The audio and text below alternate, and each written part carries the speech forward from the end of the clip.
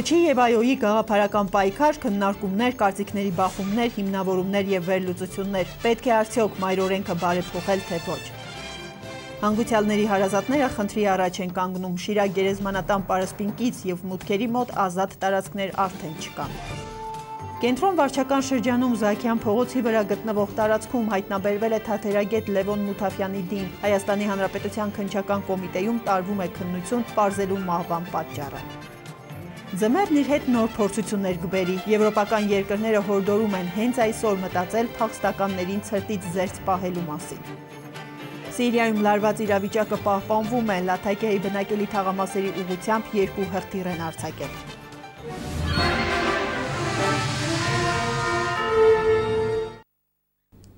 Օրվա հիմնական նորություններով եթերում այսօր լրատվականն է, բարև ձեզ։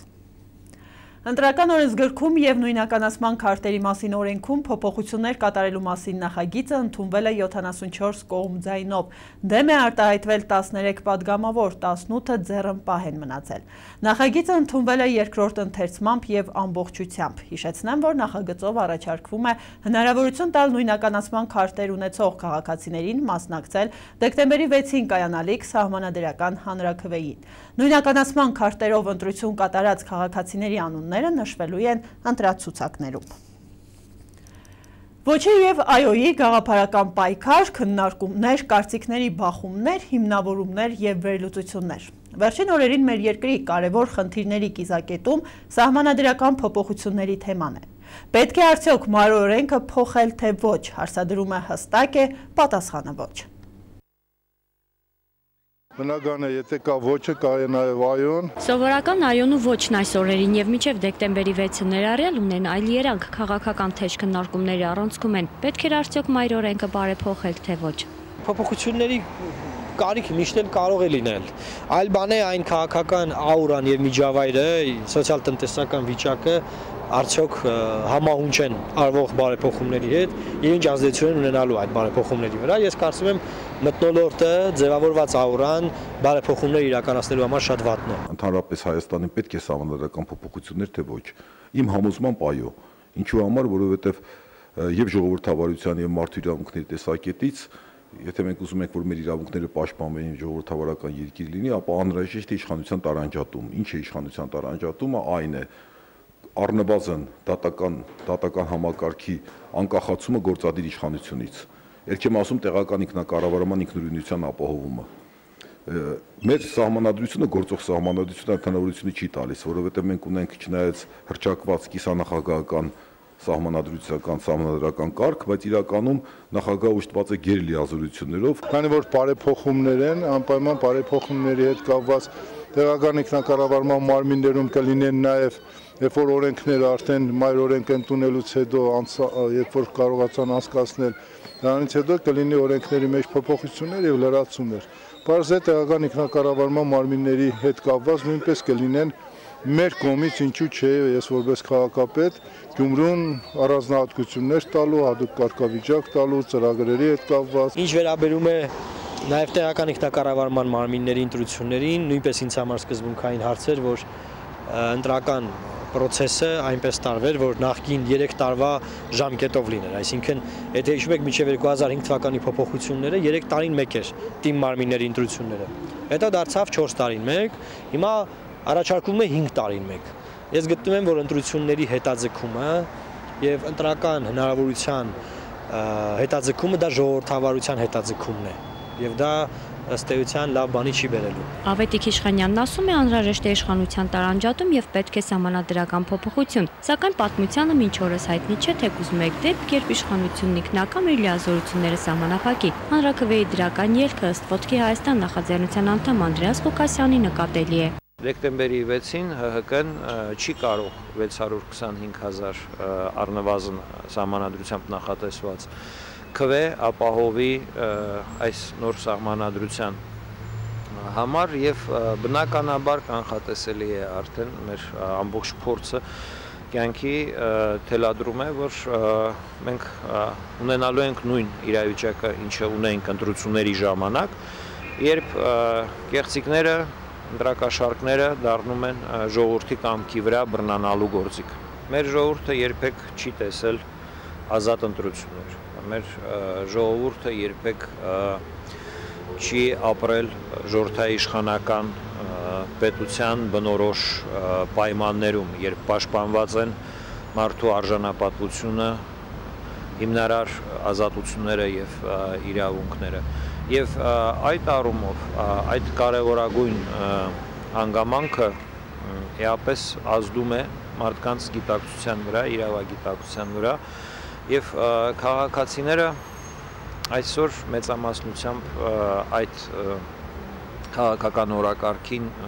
պատրաստ չեն։ Ըստ Գյումրու քաղաքապետի պետք է նորմալ վերաբերվել սահմանադրական բարեփոխումներին, նախընթերցել առաջարկվող տարբերակներն ու դեմ կամ կողմ լինելուց առաջ հասկանալով գնալ քվեարկության։ Արմենու Հիմինասյան, Խան Հովանեսյան, Արթուր Մարգարյան, այսօր։ Գյումրու առաջին եւ երկրորդ գերեզմանատներում հուղարկավորությունների համար նոր հողատարածքներ չեն տրամադրվում։ Հանգուցյալների աճյունները հիմնականում ամփոփվում են Շիրակ գերեզմանատանը։ Այստեղ սակայն պարսպինկից կամ մուտքերի մոտ ազատ տարածքներ արդեն չկան, ուստի նոր հողհատկացումները կատարվում են բլրակի վերին հատվածներում։ Սա ըստ հանգուցյալների հարազատների մեծ դժվարություններ է ստեղծում ինչպես թաղման, այնպես էլ գերեզմանոցներում հետագա աշխատանքների իրականացման ընթացքում։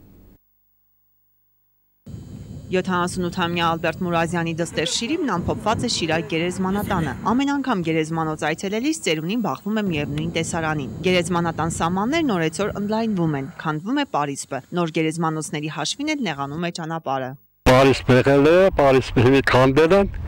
պարիսպի տեղը արդեն քանի գերեզման 1, 2, 3, 4, 5, 6 գերեզման արդեն կա, թաղը գերեզմանոց են սարքել։ Մտել են շոշի մեջը, ճանապարհի։ Ըստ Ալբերտ Մուրազյանի ճանապարհը նեղանալուց զատ նաև վտանգ կա, որ պարսպի քանդվելու դեպքում հարակից արոտավայրից խոշոր եղջերավոր անասունները կարող են անարգել մտնել գերեզմանատան տարածք։ Արադայրելուց անասունները կլցրին գերեզմանոցները, գոզոշահարերը, նկարները, մարդիկ ահագին աշխատանք են թափել, քրդինք են թափել, փող են ծախսել, գերեզմանը շիմն է։ Այսօրվա դրությամբ ինչ է, այսպես բաներ կային։ Արկախնդրով փորձեցինք բարձաբանումներ ստանալ Շիրակ գերեզմանատան վարիչից։ Վերջինս չցանկացավ խոսել տեսախցիկի առաջ, փոխարենը չզլացավ բնութագրել ստեղծված իրավիճակն ու հայտնել սեփական կարծիքը։ Ստեղծած ժայռ է, որտեղ փորվամ դեռ թաղ է։ Սա ճիշտ է, ճիշտ բան չէ, նայեն գերեզման որ вообще ճիշտ չէ։ Մարդիկ գալիս ասում են 2 մետրանոց տեղ կա, բաբս է մահացե պետք է հողարգավորեն, ոչ կարող ես ասել չէ, ոչ էլ կարող ես ասել հա, հնար չկա։ Ստեղծված վիճակը, այսինքն գերեզմանատներում ազատ հողատարածքներ չլինելու կամ եղածը փորել չկարողանալու խնդիրը գլոբալ համարեց նաև Հավեր Շիշատակ Փակ Բաժնետիրական ընկերության տնօրեն Հովսեփ Ավետիսյանը։ Պաշտոնյան նշեց, որ Սարի վերին հատվածներում ազատ հողատարածքներ բնականաբար առկա են, սակայն հիշյալ տարածքներում փորման աշխատանքներ իրականացնելն է անհնար։ Չեն կարող փորել, բերել ենք տրակտոր, հանել ենք, փորել ենք տվել անապահովների համար։ Հետո բերեցինք, որ տեսեք կարելի է այստեղ հողարկավորել։ Հնար չկա, 1 տեղ, 2 տեղ, 3 տեղ, ոչ մի տեղ չկա հողարկավորելու համար։ Եթե մարդը մանա, ինչ պետք է անենք։ Այսինքն չի փորվում, չի փորվում, տեղ չկա, չեն հատկացել այդ տեղ։ Հնար չկա, քար է, ժայռ է, քար է, տեղը երևում է։ Քար է, նա։ 31 հեկտար ընդհանուր տարածքով Շիրակ գերեզմանատանը ձմեռնամուտին կատարվում են նաև նախապատրաստական աշխատանքներ։ Հատկապես ձմռան ամիսներին բնակլիմայական խիստ պայմանները թույլ չեն տալիս հեշտությամբ կատարել փորման աշխատանքներ։ Ինչպես պատասխանատուներն են ասում, հանգուցյալը գետնին հոչի մնալու։ Անապահով խավի ներկայացուցիչների համար նախատեսված գերեզմանափոսերը նախապես են փորվում։ Չկա, տեղ չեն հատկացնում։ Տեղ հատկացրած չկա, եթե տեղ հատկացնել, պրոբլեմներ չի եղել, ճանապարհի կողքերը չի հողարկավորվի։ Ինչ վերաբերում է Գյումրուն նոր գերեզմանոցային տարածք տրամադրելուն, ոլորտի պատասխանատուները հավաստում են, որ տեղի իշխանությունների կողմից հարցը բազմիցս բարձրացվել է ընդհուպ մինչև կառավարություն, սակայն մինչ օրս արձագանք չի եղել։ Ալա Բաղդասարյան, Խան Հովանեսյան, այսօր։ Հերթական ուսումնավարժանքը Շիրակի մարզում երրորդյա ուսումնավարժանքի անցկացման կարգն ու ձևաչափը նոյեմբերի 11-ին քննարկվել է Շիրակի մարզի ճգնաժամային կառավարման կենտրոնում։ Հայաստանում կա 5 փրկարարական թիմ։ Տարածքային կառավարման եւ արտակարգ իրավիճակների նախարարության փրկարարական ծառայության քաղաքային որոնողափրկարարական թիմը պատվով հաղթահարել է սեպտեմբերի 1-ից 4-ին անցկացված ՄԱԿ-ի միջազգային որոնողափրկարարական խորհրդատվական խմբի 36 ժամանոց չափազանց բարդ արտաքին որակավորման քննություն վարժանքը, որի ընթացքում ստուգվել են որոնողափրկարարական թիմի ղեկավարման կարողությունները, փրկարարների գիտելիքներն ու արձագանքման հմտությունները, ինչպես նաեւ թիմի բժշկական եւ նյութատեխնիկական ապահովումը։ Փորձագետների գնահատմամբ հայկական թիմը համապատասխանել է բոլոր պահանջներին եւ չափանիշներին։ Արդյունքում դարձել է միջազգային որոնողափրկարարական մեծ ընտանիքի անդամ։ Իսկ Շիրակի մարզում անցկացվող այս ուսումնավարժանքի ժամանակ ստուգվելու է, թե որքանով է Գյումրու փրկարարների թիմը պատրաստ մասնակցելու 2016 թվականի հունիսի 5-ից 10-ին Շիրակի մարզում անցկացվելիք վարժանքներին, որին մասնակցելու են Հայաստանի բոլոր թիմերը։ Այս տարվա այս վարժանքի նպատակը հենց հիմնական խնդիրը դա է, որ թիմը եւս մեկ անգամ ստուգել, տեսնենք ինչ վիճակում է, քանի որ մենք 2016 թվականի նախատեսված է նաեւ Գյումրիում հունիսի 5-ից 10-ը նախատեսված է մեծ վարժանք, որին ներգրաված են լինելու նաեւ մյուս բոլոր քաղաքային որոնողափրկարարական թիմերը, այսինքն Հայաստանի այդ 5 թիմը ներգրաված են լինելու այդ մեծ վարժանքի մեջ։ Փրկարարական 5 թիմ, որոնք համապատասխանում են ՄԱԿ-ի կողմից սահմանված չափորոշիչներին։ Եվ այդ թիմերից մեկը այս տարի սեպտեմբերի 1-ից 4-ը անցավ միջազգային որակավորում, եւ մենք աշխարհում համարվեցինք 34-րդ երկիր, իսկ թիմերի մեջ 43-րդ թիմը, որը անցավ այդպիսի որակավորում, այսինքն հիմնականում որակավորում անցած այդպիսի թիմեր շատ հիմնական զարգացած երկրներն են, եթե նայենք նախկին սովետական միության պետությունները այսօրվա դրությամբ Ռուսաստան ունի թիմ, Բելարուսիան եւ Ուկրաինան, այսինքն մենք հաշվենք, որ այդ երկրների մեջ մենք այսօր 4-րդն ենք նախկին սովետական միության դաշտում։ 2 տարի անընդմեջ եւ արդեն մեծ աշխատանքներ ունենք կատարված վարժանքների տեսքով, գործնական տեսքով, տեսական տեսքով եւ արդեն թիմը բարձր պատրաստականություն ունի ցանկացած տեղ, ցանկացած հարցում փրկարարական աշխատանքներ կատարելու համար։ Այսօր դրա վառապացույցներից մեկն է, որ հենց Շիրակի մարզում իրականացվում են նորից էլի ԿՕՊ թիմի, քաղաքային որոնողափրկարարական թիմի վարժանքներից մեկը, որտեղ իրականացվում է եւ տեսական մասը, որին դուք այս պահի դրությամբ ներկա եք եւ վաղը եւ մյուս օրը կլինեն նաեւ գործնական մասերը, որը կիրականացվի Ախուրյանի տարածաշրջանում եւ Բուլվարի կոչվող Աղամասի տարածաշրջանում։ Մենք մանրակերկիտ արդեն մշակել ենք, թե ինչ ծրագրեր պետք է իրականացվեն։ Նպատակը մեկն է, միակ նպատակ, որպեսզի մենք լինենք պատրաստական ցանկացած աղետների, ցանկացած պարագայում կարողանանք հասնենք, օգնենք եւ սատարկանգնենք մեր ժողովրդին։ Եվ նաեւ նպատակներից մեկը նա է, որ մեր նախարարության ուղղությունը գիծը կառնում է նրանում, որ մենք կարողանանք հասել ենք այն բանին արդեն, որ իսկապես ներմուծող երկրից դարձել ենք արտահանող։ Այսօր փրկարարական աշխատանքով մենք կարող ենք ցանկացած երկիր դուրս գանք 3 ժամվա ընթացքում ինքնաթիռի տակ լինելով հանդերձ եւ ցանկացած երկիր դուրս գանք եւ այդ երկրում կարողանանք, եթե աղետալու վիճակ է, կարողանանք սատարկանգնենք եւ ժողովրդի կողքին լինենք։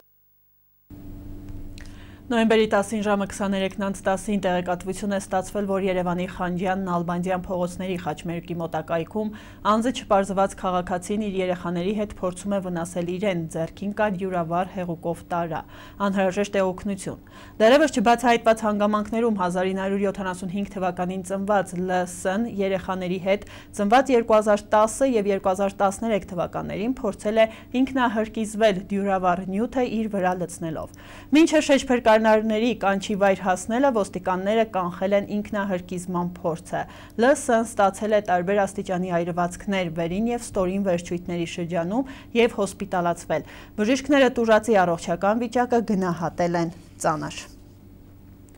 Կենտրոն վարչական շրջանում Զաքյան փողոցի վրա գտնվող տարածքում հայտնաբերվել է թատերագետ Լևոն Մութաֆյանի դին։ Թերթ.am-ի հետ զրույցում այս մասին հայտնել են ոստիկանության լրատվական ծառայությունից։ Հայաստանի Հանրապետության քննչական կոմիտեում տարվում է քննություն պարզելու մահվան պատճառը։ Ահազանգը ստացել ենք, քննիչը գնացել է հաղորդման հետևից եւ հյուրանոցային համալիրներից մեկի լոգասենյակում հայտնաբերվել է Մութաֆյանի դին, ասել են քննչական կոմիտեից։ Փորձագետի կողմից նախնական զննությամբ բռնության հետքեր չեն հայտնաբերվել։ Նշանակվել է դատաբժշկական փորձաքննություն պարզելու մահվան պատճառը։ Լևոն Մութաֆյանը 61 տարեկան էր։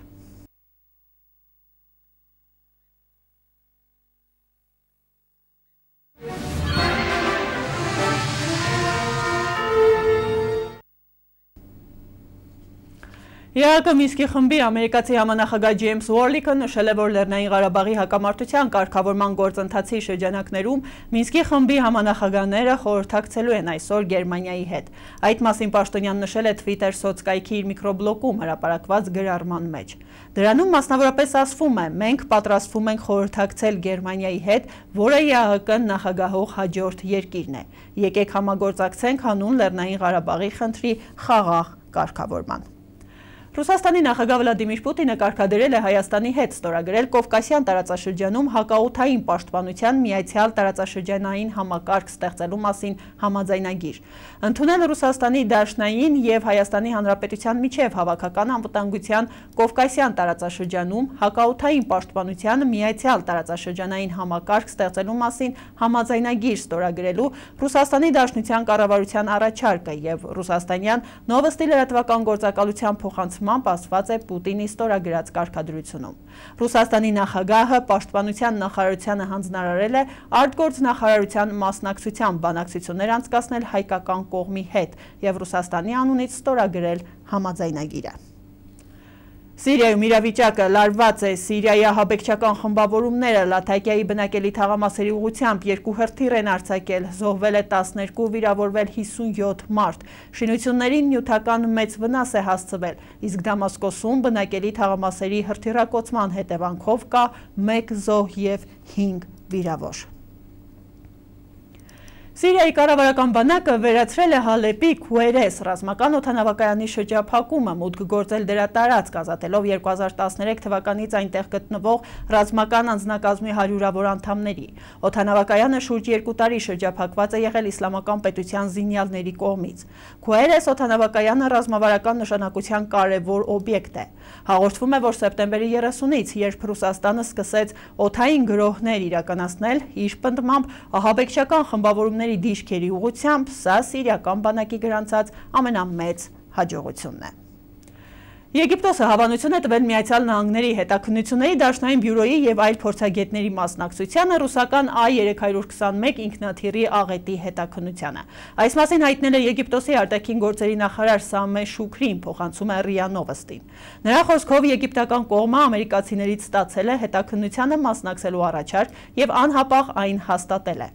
Երկուշաբթի հետաքննությունների դաշնային բյուրոն հաստատել է ինքնաթիռի հետաքննությանն աջակցելու պատրաստակամությունը, սակայն Reuters գործակալությունը հայտնել էր, որ այդ ժամանակ առաջարկը չէր ընդունվել կողմերից ոչ մեկի կողմից։ Հիշեցնեմ, որ Շարմ էլ-Շեյխ Սանկտ Պետերբուրգ չվերթն իրականացնող օդանավը, որում եղել էր 224 մարդ, կործանվել է հոկտեմբերի 31-ին, օդ բարձրանալուց 23 րոպե անց։ Ըստ արևմտյան երկրների մեծ է ահաբեկչության իրականացման վարկածի հավանականությունը։ Դեպի Եվրոպա փախստականների հոսքը չի դադարում, նրանց նոր փորձություններ են սպասվում։ Ներգաղթյալներին օգնողները համոզված են, որ ձմեռը նրանց համար վտանգավոր շրջան կլինի։ Եվրոպական երկրների հորդորը մեկն է, հենց այսօր մտածել փախստականներին ցրտից զերծ պահելու մասին։ Եվրոպայում այս տարվա մեղմ եղանակի պատճառով շարունակում է աճել միջերկրական ծովով դեպի Եվրոպա գաղթող փախստականների թիվը, սակայն երբ մոտ ժամանակներս սկսվի եվրոպական ցուրտը, փախստականների քարավանը կկանգնի դժվար կացության առջև, ու եթե հատուկ միջոցներ չկիրառվեն, չի բացառվում, որ նրանց շարքերում նկատելիորեն կավելանա մահացությունների թիվը։ Ինչպես Ջոնս Հոփքինզի համալսարանի դասախոսներից Եվրոպայի եւ Եվրասիայի հարցերով մասնագետ Չարլզ Գաթին է ասում, միջազգային համայնքը ժամանակ չպիտի կորցնի։ Բալկանյան երկրները պետք է ֆինանսական մեծ աջակցություն ցուցաբերեն այս խնդիրը լուծելու համար։ Այդ նպատակի համար Գերմանիայի կանցլեր Անգելա Մերքելը 3 միլիարդ եվրո առաջարկեց Թուրքիային։ Հեշտ չէ ու գուցե ոչ էլ բավարար, բայց կարծում եմ, որ շատ մեծ է բարի կամք դրսևորելու կարևորությունը։ Միգրացիոն քաղաքականության հաստատության հիմնադիրներից Քեթլին Նյուլանդի խոսքերով էլ 10,000 փախստականները, որոնց ԱՄՆ-ն համաձայնել է ընդունել, մեծ թիվ չէ եւ բավարար չէ այս ճգնաժամը լուծելու համար։ Կարծում եմ Միացյալ Նահանգները ժամանակի ընթացքում կսկսի ընդունել սիրիացի ավելի մեծաթիվ փախստականներ, սակայն այստեղ դրա համար ընթացակարգերն այնքան բյուրոկրատական են եւ ծանրաշարժ, որ դրա արդյունքում ընթացքը դանդաղելուց բացի դառնում է ավելի ծախսատար։ ՄԱԿ-ի փախստականների հարցերով գերագույն հանձնակատարը անցյալ շաբաթ դիմել էր դոնոր երկրներին, փախստականների հոսքից դժվար կացության մեջ հայտնված Հունաստանին եւ Բալկանյան երկրներին ձմռան նախաշեմին հավելյալ 96 միլիոն դոլար հատկացնելու խնդրանքով։ Նպատակը Հունաստանում, Խորվաթիայում, Սերբիայում, Սլովենիայում եւ Մակեդոնիայում ձմռան պատճառով հնարավոր մահացությունների թիվը կրճատելն է։ Եվրամիությունը նոր զեկույց է հրապարակել, որտեղ քննադատել է Թուրքիային օրենքի գերակայության եւ մարդկանց իրավունքների խաթարման համար։ Եվրոպական միությունը երեքշաբթի օրը հրապարակված իր զեկույցում քննադատել է Թուրքիային, նշելով, որ այն բացթողումներ ունի իր ժողովրդավարական չափորոշիչներում եւ հետընթաց է ապրել ազատ արտահայտվելու եւ հավաքների ազատության ոլորտում։ Եվրամիությանը Թուրքիայի անդամակցության հնարավորության վերաբերյալ զեկույցը հրապարակվել է այս ամիս։ Ավելի վաղ Թուրքիայում կայացած ընտրություններից գրեթե անմիջապես հետո։ Հիշեցնենք, որ ընտրությունների արդյունքներով Ռեջեփ Թայիփ Էրդողանի Արդարություն եւ զարգացում կուսակցությունը մեծամասնություն ստացավ խորհրդարանում, սակայն նախընտրական ու անմիջականորեն ընտրությունների իրականացման շրջանում տեղի ունեցած միջադեպերը եվրոպական մայրցամաքում հարցեր հարուցեցին Թուրքիայում ժողովրդավարության շուրջ։ Զեկույցի համաձայն Եվրոպական միությունում գտնում են, որ Թուրքիան շարունակում է հետաքրքրություն դրսևորել Եվրոպական միությանը միանալու շուրջ, սակայն որոշակի տեղաշարժ է տեղի ունեցել կարևորագույն օրենսդրական փաստաթղթերում, որը ծավալվում է եվրոպական չափանիշներին հակառակ, ասված է զեկույցում։ Նրանում նշվում են նաև Թուրքիայի արդարադատության անկախության խարխլումը, ինչպես նաև լրագրողների նկատմամբ ճնշումներն ու հետապնդումները։ Եվրոպական միությունը նաև հույս է հայտնում, որ բռնությունների ծավալումը Թուրքիայում կավարտվի։ Թուրքիայի զինված ուժերը երկրի հարավ-արևելյան հատվածում վերջին ամիսներին ռազմարշավ են նախաձեռնել քուրդզինյանների դեմ։ Էրդողանը անցյալ շաբաթ խոստացել է շարունակել մարտերը մինչև վերջին ապստամբի ոչնչացումը։ Ի պատասխան քրդական աշխատավորական կուսակցությունը հայտարարել է, որ ավարտում է կարճ ժամանակ տևած միակողմանի զինադադարը։ Թուրքիան Եվրամիությանը անդամակցելու հայտ է ներկայացրել 1987 թվականին, իսկ ընդունելության բանակցությունները սկսվել են 2005 թվականին, սակայն Անկարան մինչև հիմա կատարել է Եվրոպական միությանը միանալու 33 պահանջող փոփոխություններից միայն մեկը։ Մեր օրերում քիչ չեն մարդիկ, որոնք արվեստով զբաղվելու, ստեղծագործելու հարցում նախապատվությունը տալիս են ոչ ստանդարտ յուրահատուկ նյութերին։ Այս առումով առավել հետաքրքրական են մարդիկ, ովքեր գլխապտույտ առաջացնող մանրակերտ քանդակներ են ստեղծում օգտագործելով բացառապես ատամի փայտիկներ։ Բրիտանական Տելեգրաֆ բարբերականը ուշագրավ ֆոտոշարքով անդրադարձել է Նյու Յորքի 45-ամյա բնակիչ Ստենլի Մունրոին, ով մասնագիտական հմտությունների շնորհիվ կարողանում է ատամի փայտիկներով ստեղծել աշխարհի ամենահայտնի շինությունների զարմանալի կրկնօրինակները։ Տաղանդավոր ամերիկացու աշխատանքներն այնքան բարձրորակ են, որ բազմիցս ցուցադրության են հանվել աշխարհի տարբեր քաղաքներում։ Նորից վերադառնանք տեղի նորություններին։ Հայաստանի 8 առաջատար համալսարան այսօր համատեղ կազմակերպել են բուհից աշխատաշուկա 1 քայլ խորագրով աշխատանքի միջբուհական տոնավաճառը, որն անցկացվել է Ագրարային համալսարանում։ 60 կազմակերպություն բուհերի վերջին կուրսերի ուսանողներին եւ շրջանավարտներին են ներկայացրել իրենց թափուր աշխատատեղերը, պահանջված մասնագիտությունները։ Կրթության եւ գիտության նախարարության անցկացրած հարցումները պարզել են, որ երիտասարդության հիմնական խնդիրը գործազրկությունն է։ Կազմակերպիչները տվյալներ չունեն, թե նախորդ տոնավաճառների արդյունքում քանի երիտասարդ է աշխատանք գտել։ Ասում են, ոչ պակաս կարևոր է նրանց աշխատաշուկայի պահանջներին ծանոթացնելը։ Շուկային ծանոթացնելն էլ է մեծ խնդիր, որովհետև շատ երիտասարդներ ուղղակի տեղյակ չեն, թե ինչ աշխատատեղեր գոյություն ունեն եւ դնելով դա առաջին տեղում ինֆորմացիոն հարցը լուծելը նաև շատ ուսանողներ ու երիտասարդներ կգտնեն իրենց աշխատանքը 60 կազմակերպությունների հետ համատեղ աշխատանքի արդյունքում։ Ուսանողները ասում են մինչև չավարտենք չեն գնա աշխատելու, իսկ մեր ընկերությունը կարծում է, որ այսինքն մենք կարողանում ենք համատեղել, մեր ղեկավարը գտնում է, որ կարելի է համատեղել եւ աշխատանքը եւ սովորելը, թեկուզ կես դրույքով սկսել սովորել, ավելի հմտանալ, մասնագիտանալ հետո արդեն ավարտելուց հետո շարունակել լրիվ դրույթով աշխատել։ Անցած տարի նույն ժամանակահատվածում էլի եղավ մեր ինստիտուտում աշխատաշուկա, ես կրկին մասնակցեցի եւ այդ աշխատաշուկայի շնորհիվ էլ աշխատանքի անցել։ Հիմա արդեն չեմ աշխատում, հիմա կրկին ուզում եմ փորձեմ։ Վարչապետ Հովիկ Աբրահամյանը այսօր Հայաստանի պետական տնտեսագիտական համալսարանում մասնակցել է գիտելիք, նորաստեղծություն եւ զարգացում խորագրով Հայաստանի պետական տնտեսագիտական համալսարանի 25-րդ գիտաժողովի բացմանը։ Կառավարության ղեկավարը ողջունելով գիտաժողովի կազմակերպիչներին եւ մասնակիցներին նշել է, որ 21-րդ դարում տնտեսական զարգացման հիմքը գիտելիքը, նորարարություններն ու ստեղծագործական ներուժն են եւ այս առումով պատահական չէ գիտաժողովի խորագրի ընտրությունը։ Հովիկ Աբրահամյանի համոզմամբ համալսարանական գիտությունը պետք է առաջանցիկ տեմպով զարգանա մյուս բնագավառների համեմատ եւ Հայաստանի պետական տնտեսագիտական համալսարանը պետք է լինի կառավարության հենասյունը տնտեսության զարգացման գործում։ Սա 1-րդ դարում տնտեսական զարգացման հիմքը գիտելիքը, ինովացիաները եւ ստեղծագործական ներուժն են։ Ուստի պատահական չէ համալսարանի 25-րդ գիտաժողովի գիտելիք, ինովացիա եւ զարգացում խորագրի ընտրությունը։ Ես քաջատեղյակ եմ համալսարանում իրականացվող հետազոտություններից եւ գոհունակությունս եմ հայտնում, որ Հայաստանի Հանրապետության կառավարության տնտեսական զարգացման քաղաքականության շրջանակներում սահմանված գերակայությունները համալսարանի պրոֆեսոր դասախոսական համակազմի, ասպիրանտների եւ ուսանողների ուշադրության կենտրոնում են։ Մենք հետեւական ջանքեր ենք գործադրում ինովացիոն էկոհամակարգի զարգացման համար։ Մասնավորապես իրականացնում են մի շարք ծրագրեր, որոնք ուղղված են ինովացիոն ոլորտի իրավական դաշտի կատարելագործմանը, ժամանակակից ինովացիոն ենթակառուցվածքների ձևավորման ու զարգացմանը, ոլորտի առաջընթացը խթանող ֆինանսական ենթակառուցվածքների, հետազոտական, կրթական կենտրոնների, տեխնոպարկերի, լաբորատորիաների ստեղծմանը, ինչպես նաև առկա նորարարական եւ բիզնես կարողությունների զարգացմանը։ Շախմատի հանրապետական համադպրոցական օլիմպիադայում 5-րդ տարին անընդմեջ դպրոցականները փայլուն արդյունքներ են գրանցում։ Ֆինանսավորումն իրականացվում է Հայկական բարեգործական ընդհանուր միության կողմից։ 10-րդ տարին անընդմեջ Հայկական բարեգործական ընդհանուր միության հովանավորությամբ մեկնարկում է շախմատի հանրապետական համադպրոցական օլիմպիադան։ Ամեն տարի այս մրցաշարին ավելի քան 10,000 դպրոցական է մասնակցում։ Աշակերտները նախ պայքարում են առաջին դպրոցական փուլում, որից հետո հաղթած թիմերն իրենց դպրոցը ներկայացնում են համայնքային փուլում։ Երկրորդ փուլի երևանյան խաղերն արդեն մեկնարկել են։ Արդեն 5 տարի այն պահից, երբ աշխարհում առաջին անգամ ներմուծեցինք շախմատը որպես պարտադիր առարկա Հայաստանի Հանրապետության բոլոր դպրոցներում։ Ի պատասխան հոռետեսության այս 5 տարիների ընթացքը միջազգային հանրության հետաքրքրությունը, կոնկրետ արդյունքները, որոնք ցուցաբերում են մեր երեխաները,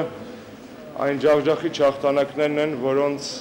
կապակցությամբ միայն հպարտություն կարող են զգալ։ Ես ուրախ եմ, որ բարեգործական ընդհանուր միությունը, որը 9 տարի արդեն մեր հետ համագործակցում է, փորձում ենք տարեստարի այս մրցաշարը դարձնել շատ ավելի գրավական եւ հետաքրքիր։ Մրցաշարի մրցանակային ֆոնդն 9-րդ տարին անընդմեջ ապահովում է Հայկական բարեգործական ընդհանուր միությունը։ Արդյունքում Հայաստանի բոլոր մարզերի 1000-ից ավելի հանրակրթական դպրոցներ ապահովել են շախմատային տախտակներով, շախմատային ժամացույցներով, գրականությամբ։ Հաղթողները պարգևատրվել են համակարգիչներով, պլանշետներով, նվագարկիչներով, հեռախոսներով եւ այլ նվերներով։ Այս տարիների ընթացքում Հայկական բարեգործական ընդհանուր միությունը ներդրել է ավելի քան $200,000 եւ այսօր մենք կարող ենք վստահությամբ ասել, որ մենք կրթել ենք շախմատիստների մի ամբողջ մեծ որակյալ սերունդ եւ շատ շուտով նրանց մեջից կծագեն այնպիսի շախմատային աստղեր, որոնք կդառնան մեր հայերի հպարտությունը թե Հայաստանում եւ թե Սփյուռքում։ Ովքեր կլինեն հանրապետական լավագույն դպրոցական թիմն ու անհատական հաշվարկով լավագույն շախմատիստները, կորոշվի գարնանը։ Առջևում մրցաշարի 3-րդ եւ 4-րդ եզրափակիչ փուլերն են։ Աննա Գրիգորյան, Նարեկ Եղիազարյան, Կարեն Թադևոսյան, այսօր։ Գյումրու օլիմպիական հերթափոխի պետական մարզական քոլեջը շուտով կունենա ամենաբարձր մակարդակի մարզահամալիր։ Քոլեջի տնօրինությունը հույս ունի, որ գալիք տարում իրենց սաները մարզումները կշարունակեն լուսավոր եւ ընդարձակ մարզադահլիճներում։ Մարզահամալիրը նախատեսված է 4 մարզաձևի համար։ Հայաստանի սպորտի եւ երիտասարդության նախարարության Գյումրու օլիմպիական հերթափոխի պետական մարզական քոլեջի սաները 25 տարի է մարզվում են տնական պայմաններում։ Ենթակառուցվածքներն ունեն տանիքի, հատակի, սանհանգույցների հանդերձարանների խնդիր։ Չնայած դրան քոլեջն անցած տարիների ընթացքում կարողացել է դասյարակել մարզիկների, որոնք բարձր արդյունքներ են ցույց տվել աշխարհի եւ Եվրոպայի առաջնություններում։ Տնօրեն Հակոբ Հանոսյանի խոսքով քոլեջը մինչ օրս չունի միայն օլիմպիական ոսկի եւ հույս ունի, որ գալիք օլիմպիական խաղերում եւ դրանից հետո իրենց սաներին կհաջողվի լրացնել բացը, առավել եւս որ հաջորդ տարի հնարավոր է շահագործման հանձնվի նոր մարզահամալիրը։ Կայքսարյան հիմնադրամի կողմից կառուցող այս մարզահամալիրը, որը նվեր լինի մեր Գյումրու օլիմպիական քոլեջին, սկսվել է կառուցել 12 թվականից մեր 25-ամյակի կապակցությամբ, որ հրավիրել էինք մեր օլիմպիական կոմիտեի նախագահին, այդ ժամանակին կտեսավ մեր պայմանները, ինչ պայմաններում է մարզվել քոլեջի սաները եւ ինչ արդյունքներ ենք հասել, կամիջապես տեսնելով կարգադրեց համապատասխան աշխատողներին, որպեսզի այստեղ տեղում կառուցեն մարզահամալիր։ 25 տարիների ընթացքում շատ դժվարի ճանապարհներ անցել, բայց այնտեղ հաղթահարելով դուք գիտեք, որ մեր դպրոցը հաղթանակներով միշտ առանձնացել է։ Այսօր մեծ ուրախությամբ սպասում ենք հաջորդ տարի մենք ունենանք նոր դահլիճներ, ավելի լավ կառավարմամբ, ավելի լավ պայմաններում, նոր սա մեզի շատ ուրախացնող ու հուսադրող է։ 3000 քառակուսուց ավել տարածք է, դե կառույցը շատ մեծ է եւ պես հեշտ չէ պատկերացնելով, որ միանգամից կառույցի վերջանա։ Մարզահամալիրը նախատեսված է 4 մարզաձևի համար։ Այս պահին շինարարական աշխատանքները դատարեցված են։ Մի քանի ամիս դատարեցեց աշխատանքները, դե այստեղ պետք է որ մեր սվաղի բանի հետ կապված տեխնիկական հարցերով ժամանակ պետք որպեսզի այդ ժամանակում տեղավորվեին եւ կարողանար չորանալ ու նորից սկսեին շարունակել աշխատանքները։ Հակոբ Հարոսյանը նշեց, որ նոր մարզահամալիրի տարածքը եւս բարեկարգվելու է, իսկ սամբոյի եւ ձյուդոյի համար առանձին մասնաշենքեր են կորցելու, որոնց վերանորոգման աշխատանքները սկսվելու են 2016 թվականին։ Ընդհանուր առմամբ նոր մարզահամալիրը ծառայելու է ոչ միայն քոլեջի սաներին, այլև պատրաստ կլինի ընդունել տարբեր հավաքներ, մասնավորապես խոսքը վերաբերում է Հայաստանի տարբեր մարզաձևերի հավաքականներին։ Տեղյակ եմ, որ 16 թվի աշնանը պետք է ավարտվի շինարարությունը եւ հանձնվի շահագործման։ Այստեղ պետք է մեծ աշխատանքներ, դրանից հետո կահավորում, ամեն ինչը լուրջ հարցեր է, որը պետք է կարգավորվի։ Նոր մարզահամալիրն իր տեսակով առաջինը կլինի Գյումրիում, որտեղ ստեղծված են բոլոր պայմանները, որոնք անհրաժեշտ են տեղարժեք եւ օգտակար մարզումներ անցկացնելու համար։ Հապետ Հարությունյան, Արտուր Մարգարյան, այսօր։ Օրվա լրահոսից այսքանը, շնորհակալություն, որ հետևում եք մեզ առայժմ։